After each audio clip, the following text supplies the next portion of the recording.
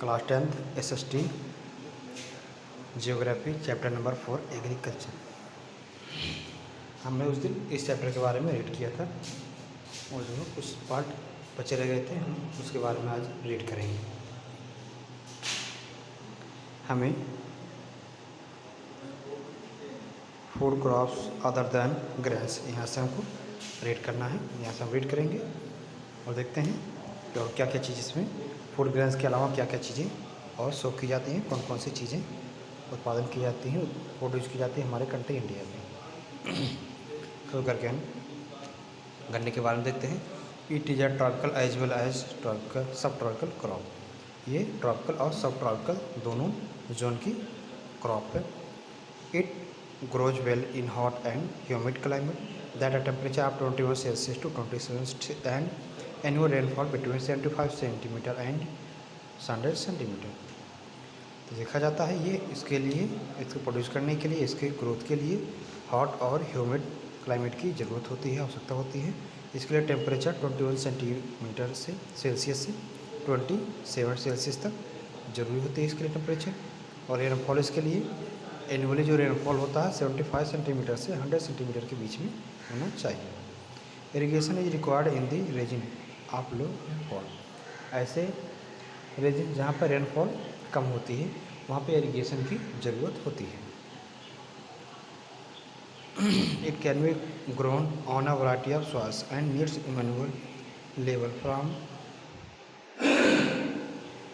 Sowing to harvesting. इसके लिए यानी कि इसके ग्रोथ में ये बहुत सारी वैरायटीज में के सॉइल में ये ग्रुप की जाती हैं। ये जो है कई टाइप के वैरायटी में जो सॉइल्स की वैरायटी होती है उसमें शो की जाती हैं। इसके लिए इसके बीज को शो करने के लिए हार्वेस्टिंग के लिए मैनुअल लेबर की ज़रूरत होती है। ऐसे लेबर जो हैंड से वर्क कर सकते हैं उसे हम मैनुअल लेबर बोलते हैं। Sowing to harvesting okay. India is the second largest producer of sugar cane only after Brazil. Brazil के बाद देखा जाए तो इंडिया शुगर केन के प्रोडक्शन में पूरे वर्ल्ड में सेकंड प्लेस पे आता है। It is the main source of sugar, गुड़, जयजरी, खांडसारी एंड मोलेसेस। ये सारे चीज़ों के लिए क्या होता है, मेन सोर्स होता है। The major sugar cane producing states are Uttar Pradesh, Maharashtra, Karnataka, Tamil Nadu, Andhra Pradesh, Telangana, Bihar, Punjab and Haryana. ये इसके मेजर प्रोडक्टिंग स्टेट्स हैं। यूपी, महाराष्ट्र, कर्नाटक, तमिलनाडु, आंध्र प्रदेश, तेलंगाना, बिहार, पंजाब और हरियाणा आते हैं। ऑयल सीड्स, ऑयल सीड में देखते हैं। इन 2015 India was the second largest producer of groundnut in the world after China. 2015 में देखा जाए तो इंडिया जो है चाइना के बाद पूरे वर्ल्ड में सेकेंड प्लेस में था आपके ग्राउंड नट के प्रोडक्शन में। ओके, इन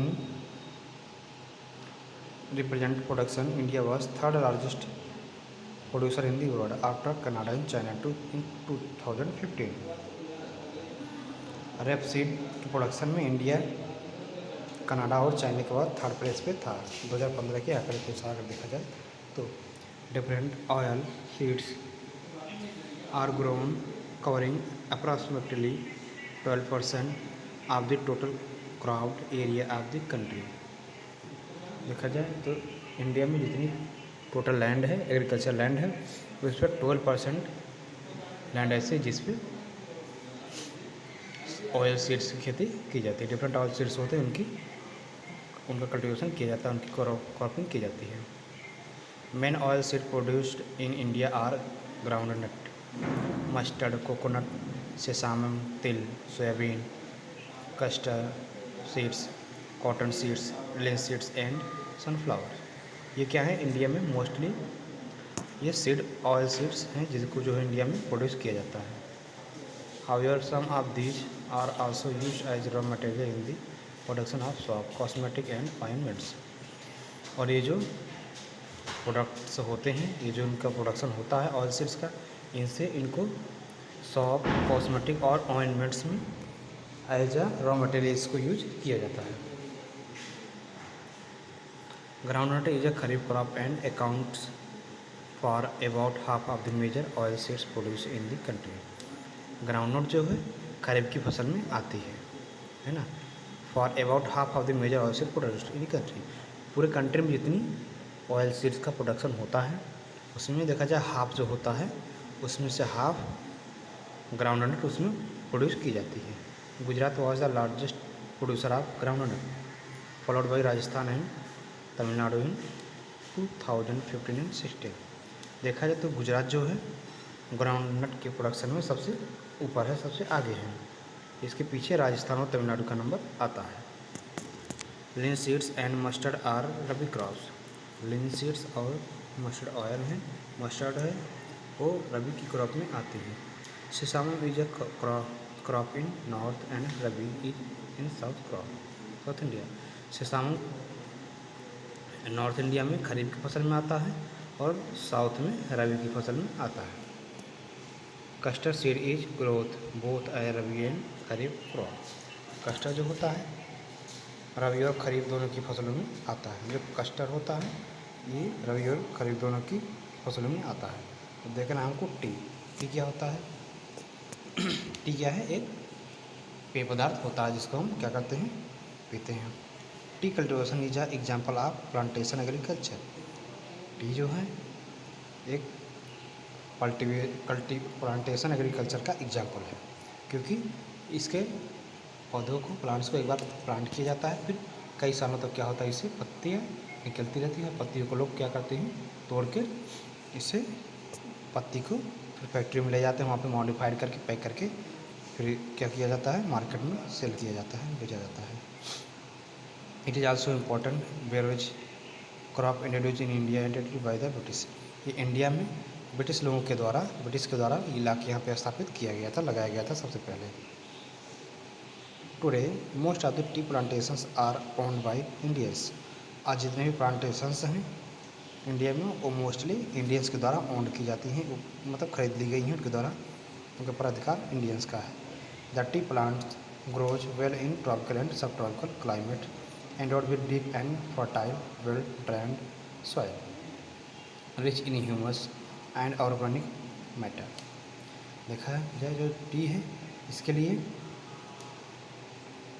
ये ट्रॉपिकल और सब ट्रॉपिकल दोनों जोन में ग्रो की जाती हैं। इसके लिए जो क्लाइमेट होता है एंडोड डीप और फर्टाइल लैंड की ज़रूरत होती है ना। और सॉइल क्या होती है, वेल ड्रेन्ड सॉइल की ज़रूरत होती है जिसमें ह्यूमस बहुत ज़्यादा हो और जिसमें ऑर्गेनिक मैटर भी ज़्यादा हो।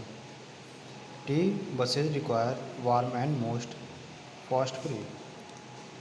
जो टी होता है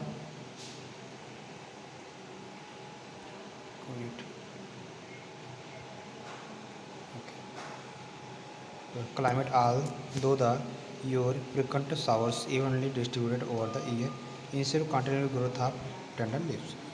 इसके टेंडर लीव्स जो होती हैं पत्तियों के ग्रोथ के लिए शावर्स की ज़रूरत होती है, यानी कि हल्की सी फुहार वाली बारिश इनके लिए ज़रूरी होती है ताकि इनकी जड़ों में पानी ना रुकने पाए। जड़ों में पानी रुकता है तो क्या होता है, पौधे सूखने लगते हैं। T is a labour intensive industry. T जो है एक लेबर इंटेंसिव इंडस्ट्री है, इसमें लेबर की ज़रूरत बहुत ज़्यादा होती है। It requires abundant cheap and skilled labour. इसके लिए चीप और स्किल लेबर की ज़रूरत होती है। Tea is processed within the tea garden to restore the freshness. इसके लिए क्या होता है, इसकी पत्तियों को रिस्टोर करने के लिए वही चीप और स्किल्ड लेबर की ज़रूरत होती है। Major tea producing states are Assam, hills of Darjeeling and Jalpaiguri district, West Bengal, Tamil Nadu and Kerala. Apart from this Himachal Pradesh, Uttarakhand, Meghalaya, Andhra Pradesh and Tripura are the also tea producing states in country. देखा जाए तो इसके प्रोडक्शन में जो जो क्षेत्र आते हैं, जैसे आपका असम हुआ, दार्जिलिंग का पहाड़ी क्षेत्र हुआ, जलपाईगुड़ी डिस्ट्रिक्ट हुआ, वेस्ट बंगाल हुआ, तमिलनाडु और केरला। इसके अतिरिक्त हिमाचल प्रदेश, उत्तराखंड, मेघालय, आंध्र प्रदेश और त्रिपुरा इसमें क्या होते हैं, टी प्रोडक्शन में बहुत आगे आते हैं। In 2015, India was the second largest producer of the tea after India। 2015 में देखा जाए तो चाइना के बाद चाइना के बाद इंडिया टी के प्रोडक्शन में सेकंड प्लेस पे था पूरे वर्ल्ड में, है ना। पूरे वर्ल्ड में इंडिया क्या था, सेकंड प्लेस पे था चाइना के बाद। ओके, अब देखना है coffee. Indian coffee is known as the in the world for its good quality. Indian coffee जो है पूरे वर्ल्ड में अपनी क्वालिटी के लिए जानी जाती है। The tea the arabica variety interior brought from Yemen is produce on the country. जहाँ पे अरेबिका क्वालिटी होती है वो यमन से ला के यहाँ पे यमन से उसको लाई गई थी और इसकी डिमांड पूरे वर्ल्ड में होती है। The variety is great demand for all over the world. पूरे वर्ल्ड में इसकी बहुत ही, इस वैरायटी की बहुत ज़्यादा डिमांड होती है। Interiorly its cultivation was introduced on the Bababudan hills and even today its cultivation is confined to the Nilgiri in Karnataka, Kerala and Tamil Nadu. और जिसकी इसका कल्टीवेशन सबसे पहले स्टार्ट हुआ बाबा बुदन की पहाड़ियों पे हुआ था और आज ये नीलगिरी कर्नाटक में, केरला में और तमिलनाडु में इसकी खेती की जाती है। नेक्स्ट है horticulture crops. In 2015 India was the second largest producer of fruits and vegetables in the world after China. देखा जाए तो इंडिया 2015 के आंकड़े के अनुसार पूरे वर्ल्ड में सेकंड प्लेस पे था, देखा जाए तो चाइना के बाद, है ना। फ्रूट और वेजिटेबल्स के प्रोडक्शन में पूरे वर्ल्ड में सेकंड प्लेस पे था चाइना के बाद। India is a producer of tropical as well as temperate fruits. India जो है tropical producer of tropical as a temperate fruits. Tropical area में टेम्परेट फ्रूट्स के टेम्परेट फ्रूट के प्रोडक्शन में क्या था, अग्रणी कंट्री है। Okay, mangoes of Maharashtra, Andhra Pradesh, Telangana, Uttar Pradesh and West Bengal. Oranges of Nagpur and Cherrapunji, Meghalaya. Bananas of Kerala, Meghalaya, Maharashtra and Tamil Nadu. Lychee and Goa of Uttar Pradesh and Bihar. Pineapples of Meghalaya, grapes of Andhra Pradesh, Telangana and Maharashtra. Apples, pears, apricots and walnuts of Jammu and Kashmir and Himachal Pradesh are in great demand the world over. यानी कि ये चीज़ें India country में कुछ states में क्या होता है, फ्रूट्स, और ये फ्रूट्स बहुत ज़्यादा क्या होती हैं, ग्रो की जाती है, कि जो इनका प्रोडक्शन अच्छा होता है। नेक्स्ट देखते हैं। ओके, नेक्स्ट है, हो गया, just a minute. Okay, India is a important producer of pea, cauliflower, onion, cabbage, tomato, brinjal and potato. इन सब के प्रोडक्शन में इंडिया क्या है, इम्पॉर्टेंट प्लेस अपना रखता है पूरे वर्ल्ड में। Non food crops. अब नॉन फूड क्रॉप्स को देखते हैं, इसमें क्या क्या चीज़ आते हैं। Rubber, it is a equatorial crop but under special conditions. ये क्या है, इक्वेटोरियल क्रॉप है जो स्पेशल कंडीशंस में क्या होता है, इसको उगाया, ग्रो किया जाता है। It is also grown in tropical and sub tropical areas. ये ट्रॉपिकल और सब ट्रॉपिकल एरियाज में भी क्या होती हैं, ग्रो की जाती हैं। It requires moist and humid climate with rainfall of more than 200 centimetre. क्या होता है, इसके लिए मॉइस्ट और ह्यूमिड क्लाइमेट की ज़रूरत होती है और इसके लिए जो रेनफॉल होती है 200 सेंटीमीटर्स, इसके लिए रेनफॉल होनी चाहिए। और जो टेम्परेचर हो 25 सेल्सियस होना चाहिए, 25 सेल्सियस होना चाहिए। Rubber is an important industrial raw material. Rubber जो है एक इम्पॉर्टेंट इंडस्ट्रियल रॉ मटेरियल है। It is mainly grow in Kerala, Tamil Nadu, Karnataka and Andaman and Nicobar, island and Garo hills of Meghalaya. ये केरला, तमिलनाडु, कर्नाटका, अंडमान और निकोबार, आइसलैंड में और गारो हिल्स ऑफ मेघालय, यहाँ पे क्या करती हैं, ग्रो की जाती हैं। Fibre crops, cotton, jute, hemp and natural silk are the 4 major fibre crops grow in India. Cotton, jute, hemp और नेचुरल सिल्क क्या है, इंडिया में 4 मेजर फाइबर क्रॉप्स हैं, है ना। The first 3 are derived from the crops grown in soil.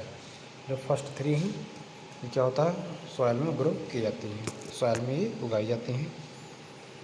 Okay, the latter is obtained from coconut of the silk worms फिर on green leaves specially mulberry rearing of silk worms for the production of milk of silk fiber is known as sericulture. देखा जाता है जो fourth है जिसे हम silk worm बोलते हैं। क्या होता है, सातूत का एक वृक्ष होता है, उस पर पत्तों पे रेशम के जो इंसेक्ट्स होते हैं, कीड़े होते हैं, उनको पाला जाता है। और उन्हीं से क्या होता है, उन्हीं से मलबरी निकलती है, उसी को ले जाके फैक्ट्रीज में उसको सर्टिफाइड करके फिर रेशम को बनाया जाता है। इसे हम सेरीकल्चर भी बोलते हैं।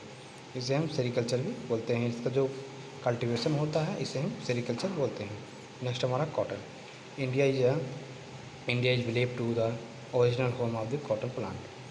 इंडिया को ये माना जाता है कि इंडिया का जो कॉटन है वो इंडिया में क्या होती है, उसका होम प्रोडक्शन प्लांटेशन यहीं से स्टार्ट हुआ है। Cotton is one of the main raw material for cotton textile industry. जो कॉटन है टेक्सटाइल इंडस्ट्री के लिए मेन रॉ मटेरियल के रूप में यूज होता है। इन 2015 India was second largest producer of cotton after China. 2015 में देखा जाए तो चाइना के बाद इंडिया पूरे वर्ल्ड में सेकंड प्लेस था कॉटन के प्रोडक्शन में। Cotton grows well in dry parts of the black cotton soil of the Deccan plateau के क्षेत्र में देखा जाता है तो कॉटन को वहाँ पे ग्रो किया जाता है। इसके लिए ब्लैक सॉइल की ज़रूरत होती है। It requires high temperature light rainfall और इरिगेशन। इसके लिए हाई टेम्परेचर लाइट रेनफॉल और इरिगेशन की ज़रूरत होती है। 210 frost free days and bright sunlight for as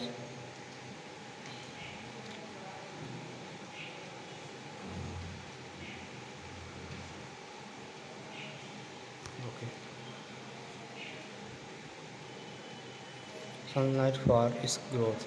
इसके ग्रोथ के लिए ब्राइट सनलाइट और 210 फ्रॉस्ट फ्री डेज होने चाहिए। It is a kharif crop and requires 6 to 8 month to mature. यह खरीफ की फसल है, इसको मेच्योर होने में 6 to 8 मंथ लगते हैं। Major cotton producing states are Maharashtra, Gujarat, Madhya Pradesh, Karnataka, Andhra Pradesh, Telangana, Tamil Nadu, Punjab, Haryana and Uttar Pradesh. Major cotton producing states हैं आपका महाराष्ट्र, गुजरात, मध्य प्रदेश, कर्नाटक, आंध्र प्रदेश, तेलंगाना, तमिलनाडु, पंजाब, हरियाणा और Uttar Pradesh.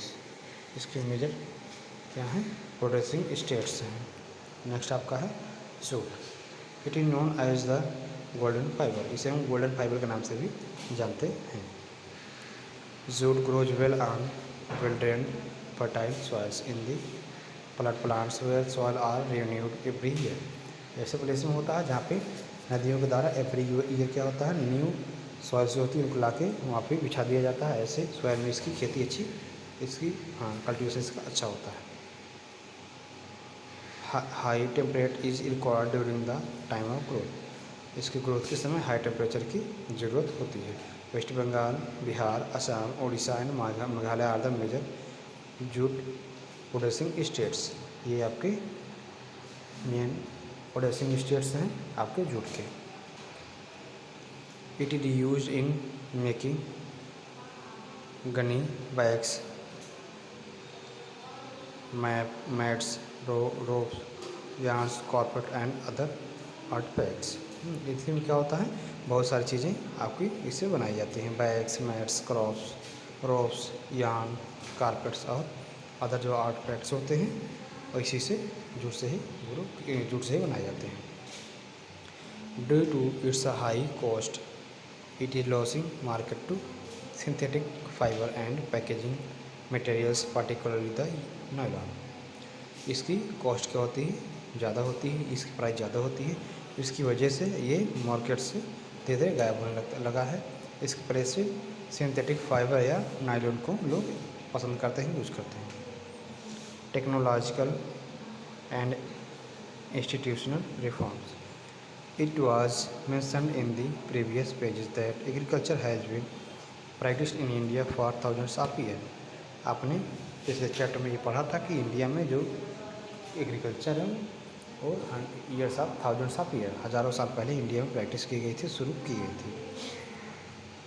Sustains uses of land without compatible techno-industrial changes have hindered the pace of agricultural development। तो देखा जाता है जो इसमें चेंजेस होते हैं hindered the pace of agriculture development. इसमें अब धीरे धीरे क्या होते हैं चेंजेस आने लगे हैं 100 ईयर्स से नियर अबाउट के आसपास से। In spite of development of sources of irrigation most of the farmers in large parts of the country still depend upon monsoon and natural fertility in order to carry on their agriculture. देखा जाए तो India में जो large parts हैं country में उसमें जो less farmers हैं मीडियम फार्मर्स हैं क्या करते हैं एग्रीकल्चर के इरिगेशन के लिए मानसून पर डिपेंड होते हैं। उनके पास उतनी अच्छी सुविधाएं नहीं होती हैं जिसलिए क्या होता है उनकी जो क्रॉप है फसल हमेशा प्रभावित होती रहती है। For a growing population this poses a serious challenge. Growing population के लिए ये क्या होता है एक सीरियस चैलेंज होता है। ओके ये क्या है सीरियस चैलेंज यहाँ पे होता है। Agriculture which provides livelihood for more than 60% of its population. India में जो प्रोडक्शन होता है जितनी पॉपुलेशन उसकी 60% क्या होता है मोर प्रोडक्शन होता है। 10 collectivisation consolidation of holdings corporation and abolition of zamindari it's. क्या होता है कुछ प्रथाएं थी जिसकी वजह से क्या होता है उन लोगों के पास लैंड बहुत ही ज़्यादा है। We given priority to bring about institutional reform in the country after independence के बाद लैंड के रिफॉर्म के लिए भी कई कार्यक्रम अभियान चलाए गए ताकि लैंड को सुधारा जा सके। Land reform was the main focus of our first 5 year plan. जो हमारे यहाँ फर्स्ट 5 ईयर प्लान चलाया गया था उसमें लैंड रिफॉर्म क्या था मेन उसका वर्क था। The right on inheritance and already lead to fragmentation of land holding necessitating consolidation of holdings. यहाँ पे वो सारे जो हैं वर्क किए गए उसके लैंड रिफॉर्म के लिए। The laws of land reforms were enacted but the implementation was lacking for lukewarm. The government of India embarked upon introducing agricultural reform to improve Indian agriculture in the 1960s-70. The Green Revolution based on the use of packaged technology and the White Revolution Operation Flood were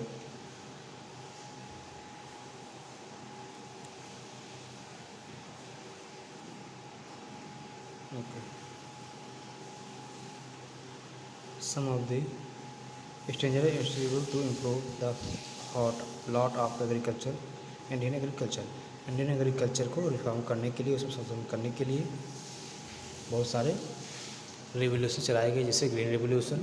उसका जो उद्देश्य था मोटे अनाजों के उत्पादन में वृद्धि करना और एक चलाया गया था जिसे हम वाइट रेवोल्यूशन या श्वेत क्रांति कहते हैं। उसका उद्देश्य दुग्ध उत्पादन को बढ़ाना था।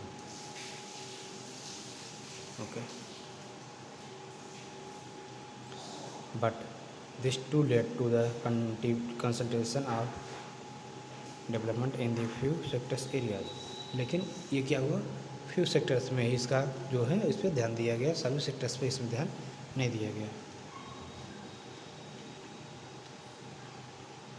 Okay therefore in the 1980 and 1990 a comprehensive land development program was initiated which included both institutional and technical reforms, provision for crop insurance against drought, flood, cyclone, fire and disease, establishment of Gramin banks, cooperative societies and banks for providing loan facilities to the farmers of lower rates of interest were some important steps in the direction। इसीलिए 1980 और 1919 में और भी बहुत सारे सुधार कार्यक्रम चलाए गए इंडिया में अपनी कंट्री में ताकि क्या हो फार्मर्स की कंडीशन में सुधार हो सके। उसमें देखते हैं क्या क्या है। उसमें सूखा, बाढ़, साइक्लोन, फायर और डिजीज इन सबको के लिए क्या किया गया, एक इंश्योरेंस की व्यवस्था की गई। और फिर आगे देखा जाए तो ग्रामीण bank, cooperative societies, banks for providing loan facility, है ना, और लोअर फार्मर्स को लो रेट पे लोन दिलाने के लिए इसमें क्या हुआ, बहुत सारे इस डायरेक्शन बहुत सारे वर्क किए गए। Kisan credit card, KCC, personal accident insurance scheme, PAIS और some other schemes introduced by government of India for the benefit of the farmers. Moreover farmers के हित के लिए उनकी कंडीशन में सुधार लाने के लिए ये भी कई कार्यक्रम चलाए गए। Special weather bulletins and agriculture programmes for farmers were introduced on the radio and television. Radio television पे फार्मर्स के सुधार के लिए उनके हित से संबंधित, एग्रीकल्चर से संबंधित बहुत सारे बातें उस पर की जाती हैं रेडियो टेलीविज़न पे। The government also announces minimum support price. Government minimum support price को भी क्या करती है, अनाउंस करती है। Remunerative and procurement prices for important crops to check the exploitation of farmers by speculators and middle man और जो छोटे फार्मर्स होते हैं उनकी कंडीशन सुधार करने के लिए क्या होता है, जो प्राइसेस होते हैं इनको क्या करता है, गवर्नमेंट इनको अनाउंसमेंट करता है और बहुत सारी सुविधाएं इनके लिए क्या करता है, स्टार्ट करता है, जिससे क्या होता है, इनकी कंडीशन में थोड़ा सुधार हो, है ना, और क्या कर सके, अच्छी लाइफ सर्वाइव कर सके। नेक्स्ट है contribution of agriculture to national economy, employment and output. देखा जाए तो एग्रीकल्चर से हमारी GDP में, हमारी कंट्री की इकोनॉमी में जो है कितना योगदान होता है, कितना उसका कंट्रीब्यूशन होता है, हमें इसके बारे में देखना है। Agriculture has been the backbone of the Indian economy through its share the gross domestic product GDP has registered a decreasing trend from 1951 onwards to 2010-11 about 52% of the total work. देखा जाए तो इंडिया में हमारी जो है सबसे मुख्य जो इकोनॉमी है, हमारी जो मुख्य वर्क है जिसमें हमारी इकोनॉमी रन करती है, हमारा एग्रीकल्चर है। एग्रीकल्चर से हमारी इकोनॉमी में GDP में 52% क्या होता है, योगदान हमारी एग्रीकल्चर सेक्टर का होता है ना।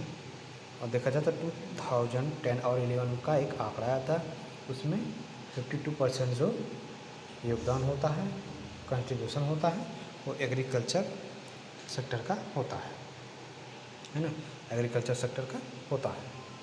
इससे क्या होता है, GDP यानी कि ग्रॉस डोमेस्टिक प्रोडक्ट, है ना, इसमें सबसे ज़्यादा योगदान हमने क्या देखा, हमारे एग्रीकल्चर का होता है। और भी बहुत सारे क्षेत्र हैं, जैसे आपका सेवा क्षेत्र हुआ, टेरिटरी सेक्टर हुआ, सेकेंडरी सेक्टर हुआ, ये हमारे प्राइमरी सेक्टर का योगदान जो होता है 52% होता है। ओके, हम जो है एग्रीकल्चर के बारे में इसमें रेड किया है, और जो समथिंग पार्ट से रिमेनिंग है वो हम नेक्स्ट टाइम पे देखेंगे। एग्रीकल्चर तो हमने क्या जाना, इसमें ये जाना कि एग्रीकल्चर जो है हमारी इकोनॉमी में क्या होता है, बैकबोन की तरह वर्क करती है। सबसे ज़्यादा GDP में योगदान हमें एग्रीकल्चर सेक्टर से ही मिलता है, तो इसमें सबसे ज़्यादा योगदान मिलता है जो व्यापारिक फसलें हैं, इनमें जिसे कैश क्रॉप्स बोलते हैं, जिसका उद्देश्य क्या होता है, मनी अर्न करना होता है। ये सीरियस से क्या होता है, नहीं हो पाता है। ऐसी फसलें जिसे हम क्या करते हैं, हम बाज़ार में सेल करते हैं, उससे से पैसे कमाते हैं। जैसे आपका रबर हुआ, कॉटन हुआ, जूट हुआ, सिल्क हुआ, ये सब क्या है, और कॉफ़ी हुआ, टी हुआ, ये सारी चीज़ें हम क्या करते हैं, ले जाके मार्केट में सेल करते हैं, इसके बदले हमको अच्छे पैसे मिलते हैं। और इसी से क्या करते हैं, हम हमारी अर्थव्यवस्था में जब तक योगदान इन्हीं से मिलता है। देखा जाए तो शुगर केन भी ऐसा ही है। शुगर केन क्या होता है, शुगर केन से भी हमें जो है काफ़ी मदद मिलती है, जिससे क्या होता है, हमारी अर्थव्यवस्था में 52% कंट्रीब्यूशन होता है ना। तो हमने क्या किया, इसको अच्छे से रेड किया है। तो हम नेक्स्ट टाइम को जो पार्ट बचे हैं उसके बारे में एडिट करेंगे। Okay, thank you.